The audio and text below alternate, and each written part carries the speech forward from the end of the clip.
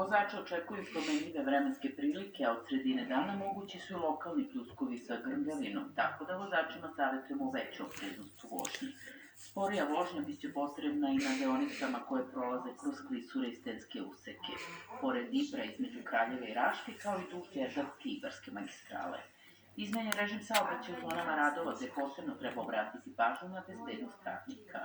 Prema podacima javnog preduzeća Putevi Srbije, od danas do 9. oktobra biće zatvorena petlja Ražanj za uključenje i isključenje sa autoputa, a alternativni putni pravac su petlja Pojate i Aleksinački rudnici. Radovima na obilaznici oko Beograda u zoni petlja Orlovača. Radi se na sanaciji kolovoza na državnom putu prvoga reda na deonici Vrčin-Mali Požarevac.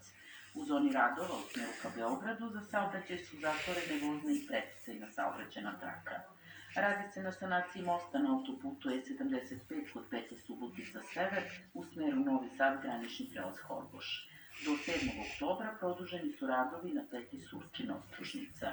Na graničnim prelazima trenutno nema dužih zadržavanja za putnička vozila, dok vozači teretnih motornih vozila mogu očekivati povremeno duže zadržavanja na izlazu iz zemlje. U savjetu oprezno želimo vam srećan put.